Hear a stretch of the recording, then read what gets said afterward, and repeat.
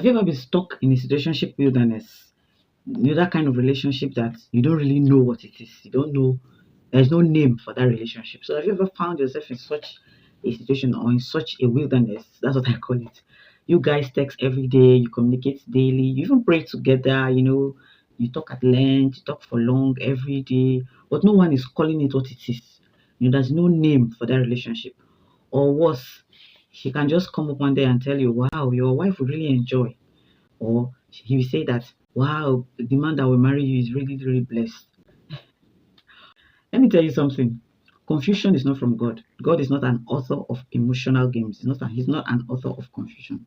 So once this kind of statements are coming up, or once there is no clarity, once there is no, there's no name for that relationship, it's time for you to define that relationship before it defines you. So that you won't find yourself in a situationship. Finding yourself in a situationship for long does not help. In fact, it is very, very counterproductive.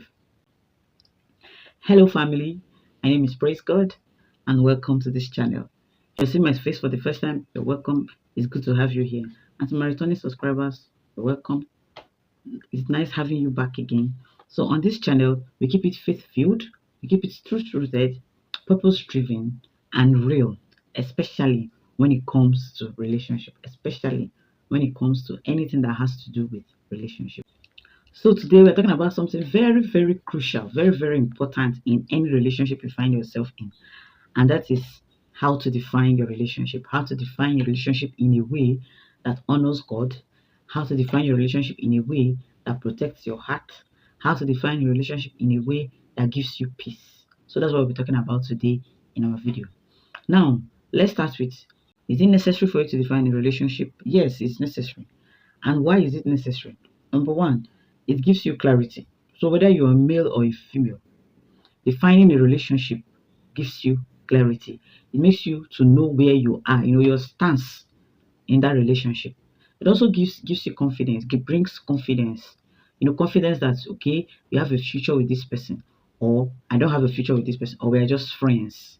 So it's necessary for you to define every relationship, especially relationship that is leaning towards romantic relationship. It also gets rid of assumptions. Assumptions that come from any form of ambiguity. So it gets rid of assumption. It also makes your boundaries to be sharp and firm. So you know that when a relationship is defined and you know that okay, this person I'm in relationship with, we are just friends. So it will make you to define your boundary. To also make your boundary to be sharp and to be firm because there are some things you won't allow for somebody that you don't have a future with that you can allow for somebody that you have a future with. So that's what I mean by it will make your boundaries to be sharp and to be firm. It also makes you to know if there's a future in that relationship or not. I think this is the most important part about after from giving you clarity. So it will make you to know if that relationship that you're in, if there's a future, if there is, a way forward, or should you just end at friendship. So it's very necessary for you to define your relationship so that you don't have a situation whereby you're in a relationship with yourself or you're dating or you're dating yourself and they wake up one day and say, wow, your husband will really, really enjoy you or your wife will really, really enjoy you. Such statements is something that shouldn't just come up. And for the only way you can avoid it is to define your relationship. Biblical relationships are rooted in purpose and not vibes. They are rooted in destiny and not just what's obtainable, not just what is common. They are rooted in purpose. We have an example of Boaz and Ruth. They had a relationship that was clear, the relationship was intentional, and the relationship was honorable. So the relationship was clear. When Ruth came into the field of Boaz, Boaz made everything clear to her. I would like to marry you from the onset. So there was no, confusion or any form of, okay, what are we, where are we going to? So their relationship was clear, it was intentional, and it was honorable. We also have Isaac and Rebecca. Their relationship had God's involvement, family values, and clear roles. Yes. So the relationship had God's hand was in it. We saw how Eliezer went about finding a wife for Isaac. So it has God's hand in it and the family values were also in it. We saw how Rebecca, when they got to where Isaac was, the Bible recorded that Rebecca came down from her, is it from her camel or so, or her donkey, came down to go and greet Isaac. That is a kind of a family value. It also has clear rules. So in their relationship, everybody's role was clear. So their relationship was not filled with a lot of confusion. So these two relationships I've talked about, the one of Boaz and Ruth and the one of Isaac and Rebecca, there was a clear movement from talking stage to clarity and covenant. So they didn't remain at talking stage, giving husband duties and wife duties when the relationship is not even clear. When the person that you're in a relationship with is not even clear, you don't know where you are in that relationship. So it's very necessary for you to move from that talking stage to clarity. And if it's okay, move to covenant. Okay, I've talked about why it's important for you to define your relationship. Now, when is it now okay? When is the best time for you to define your relationship? When is the time frame for you to define your relationship? The first is after consistent interaction moves beyond casual friendship. So when you've moved from friendship into consistent and deep interaction, it's time for you to define that relationship. Yes, it's time for you to define that. So when you've moved beyond friendship, when you've moved beyond platonic friends, when you've moved beyond casual friendship, it's time for you to define that relationship. Also, when there's a form of intimacy developing, so even before the intimacy becomes full blown, especially emotional intimacy and spiritual intimacy. So when there's any form of intimacy that they are developing, it's time for you to define that relationship so that you don't become emotionally attached to somebody that you're not going to end up with. It's a recipe for heartbreak. So once there's any form of intimacy developing, it's time for you to define that relationship. Also, when one or both of you start having hopes or dreams or visions of the future together, when you're in a relationship with somebody, chances are excellent that you start seeing, you and that person together. Maybe you start having dreams of where you are together with that person, with your children. So once you start having such kind of hopes or such kind of visions or such kind of dreams, it is time for you to define that relationship. It's time for you to define that relationship. Now, another indication, or another sign for you to define the relationship is when there is confusion or assumption creeping in. So when people start assuming that you people are in a relationship, or even when you start assuming that you're in a relationship with this person, or when confusion starts coming in, it is time for you to define that relationship so that it won't linger and get into something else that you can't come out from. So these are the signs you should look out for. Once these signs are glaring, once these signs are there, it is time for you to define that relationship. Now, we've talked about when you should define a relationship. Now, who should initiate the talk? Who should initiate the defining the relationship talk? Who should bring it up? Who should introduce it? Ideally, it's supposed to be the man, right? Yeah, it's supposed to be the man because, of course, he's the man. But when the man is not perceptive enough, when it has not crossed his mind, or when there is absence of clarity, the woman can now ask respectfully. Yeah. So when the man is not, some men can be funny. Many of them they are not quick to perceive situations or scenarios. So when such a situation is before you, when the person that you're in that kind of relationship is the kind of person that can perceive situations fast, you as a lady, you can initiate the talk, but you do it respectfully and humbly. That is just respectfully and humbly. Don't come with the aura of you know what you're doing. You understand? So just do it respectfully and humbly because men, no matter even if the person is your son, men does not like being challenged. So when you understand that, you will broach the topic with respect and humility. Before you get to that time of defining the relationship, or when it's as if the man does not want to bring up that topic, bear in mind that you don't have to force a relationship. So when it's as if the relationship is not really relationshiping, for lack of a better word, you don't have to force that relationship. Don't fake peace when you're unsure of your place in their lives. So don't fake, calmness when you're not sure of where you are in their life, where you're placed in their life. So this is the way you can, the woman can initiate the defining the relationship talk if the man is not quick enough, or if it's delaying, or if assumptions are coming up, or when clarity is not, when situations are not clear, the woman can initiate that talk. Now, How do you then practically define a relationship? So we've talked about how to define relationship, what it is. So how do you now do it in practice? Number one is you pray first. So anything that you want to do, you have to pray first, especially when it comes to these dicey topics of relationship. So you pray first, invite God in the conversation. That is before you broach the topic. So you pray first, ask God, God, lead me. How am I going to go about this? What are the words I should say? How am I going to say it? So you pray first. Also prepare your heart. Yes, you prepare your heart to be open to both possibilities. I mean, both possibilities of progress or pause, or moving out, or packing out of that relationship. So prepare your heart. The answer might be, okay, let's take it to the next level. Or the answer might be, no, you're my friend. We are just friends. So you prepare your heart for any result that might come. So you don't set your mind and say, okay, considering how far we've come, it's going to be a yes. So you prepare your heart that anything can happen. Now, another practical way you can, define a relationship is you speak with humility and courage. That's if it's a woman, even a man, no matter who is this that initiated it. So you speak with humility and with courage. So you can say, I've enjoyed our friendship all this while. I just want to ask, what direction do you see us going to? Or what direction do you see this relationship moving towards? Yes, this is how you can speak with humility and with courage. Speak with self-awareness that you are whole already, that you're complete, that is not that relationship that is making you who you are or what you are.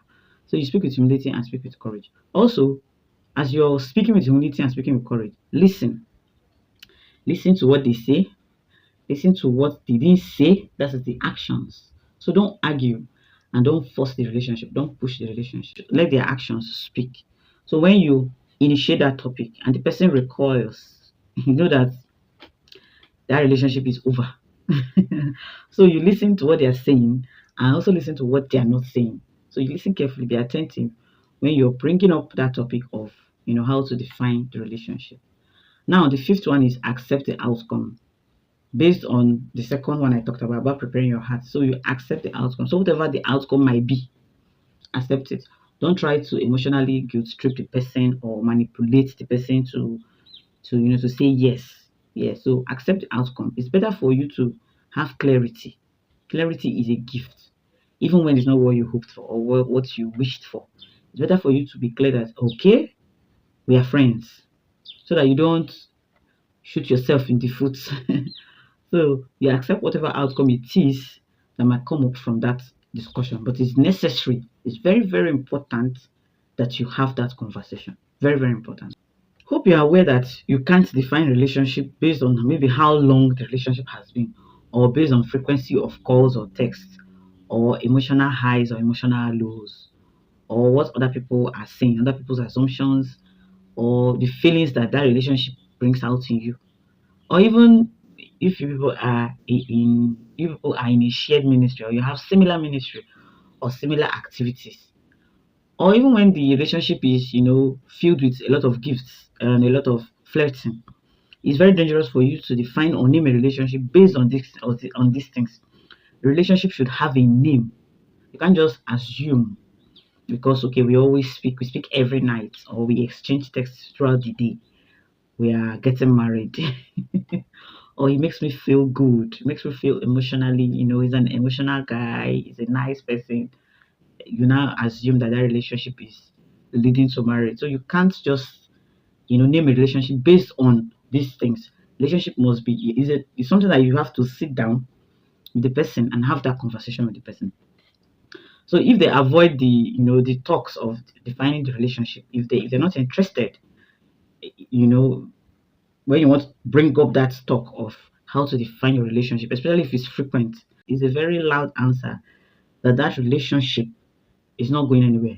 So if somebody always runs away from, relationship talks, how to define commitment talks, the person is not ready for a relationship. The person is not ready to commit. The person might just be enjoying the perks, that comes from that closeness or that friendship or that situationship, but the person is not ready to commit. So if somebody is not ready to give a name to a relationship, is not ready to commit, that person is not ready for any relationship.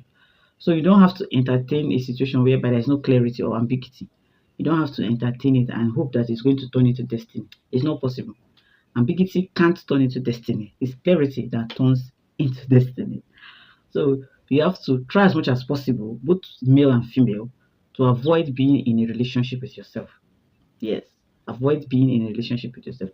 If the person is not reciprocating the same vibe, if the person is silent and not reciprocating the same energy, for your peace and for your sanity, call that relationship what it is. It is just friendship. It is not something deeper. It's not something deeper than friendship. It's just friendship for your own good. Yes, for your own good. Defining a relationship, it brings peace of mind. It gives you peace of mind because it will make you know where you stand in that relationship or in that person's life. It will give you protection in form of emotional and spiritual stability. Yes, spiritual safety. So once a relationship is called what it is, it will help you to know whether you should be emotionally invested in it or spiritually invested in it or not. So also defining a relationship is going to spur you into planning the future with that person or not. Plan the future with that person or without the person. Because you can't be planning a future with somebody that is not even sure of the present. Person has not confirmed the present. So you can't plan a future with somebody that sees you as just a friend, that maybe a friend that he or she gets favor from. So you can't just be planning. You have to define the relationship so that you will know if you're planning the future with that person or you're going elsewhere. Yeah. So, but what if when you've defined the relationship now, when you've called the relationship what it is, you end up becoming disappointed? It won't be what you expected. What should you now do? Always remember that rejection is redirection. So, once somebody rejects you, yeah, yes, once somebody rejects you, know that it is a time for you to recalibrate. It's time for you to redirect your attention and just leave that relationship where it is. The wrong relationship, when defined early, it will save you time, it's going to save you tears, it's going to save you trauma. So the time you would have wasted being in that situationship, you'd have wasted being in that relationship that does not have a name. You're going to channel it into something else. Channel your time and your talent into something else. So it's better for you to walk away in peace than to force a relationship that is not going anywhere. So once a relationship, there's no future in that relationship. And after trying to have that talk, of defining that relationship, and you see that this relationship is not going anywhere, it's better for you to walk away in peace. Better for you to walk away, without quarreling or without fighting that person. So that is one beautiful thing about defining a relationship. Always bear in mind that defining a relationship does not mean failure. Rather, it is a type of maturity. So once a relationship is defined and it didn't go the way you wanted it to go, and after the relationship becomes a no or no progress, it's not failure, it's just maturity. So godly wisdom that will lead you to define the relationship allows for realignment. So if both of you realize that this our relationship is just on a platonic base or it's just friendship, it's a type of maturity, it's a type of growth. So you won't, you know, put all your mind and all your attention into something that is obviously not leading anywhere. And once you found out that this is not leading anywhere, and you accept it, both of you accept it that this is just friendship, it's a type of maturity. But if you discover that it's time for you to take the relationship to another level, take it to a deeper level, that is God's grace. So whatever it is that the outcome is, bear in mind that clarity is bliss. So being clear about something, being sure about something is better, is the best. It's the best for both you and the person that you're in a relationship with, and even the people around you. In conclusion, every relationship needs clarity, and clarity cannot come without courage. That's why I said that you should pick up courage and broach that subject of relationship. So take a deep breath, pray, and have the conversation with an open heart. Yes, with an open heart. Whatever the outcome might be, have that conversation. If God is in that relationship, you don't have to beg for it. You don't have to move it, or you don't have to work hard for it to, become fruitful if God is in that relationship. The funny part is that sometimes it might not even be time for that relationship to go further. Yes. It might not be time. That's where discernment comes in. So you have to discern, you have to work with the Holy Spirit. The answer might be, let's see how it goes now. Maybe after like 2 years, the answer might be, okay, let's move forward together. You understand? So it's very necessary for you to be discerning so that you don't quickly break off, a relationship that is already existing. You people might just be friends for that moment. You might be friends for that moment. But once some emotional attachment and some form of attachment start coming in, it's necessary for you to define the relationship. And after defining the relationship, and the answer is let's see how it goes. You don't have to quickly break off. So you can just be friends with that person, but that closeness will not be there until if it's God's will for it to move forward, you move forward. If it's God's will for it not to move forward, you go on to the next thing. But do you know that even relationships that are defined face storms, they face trials?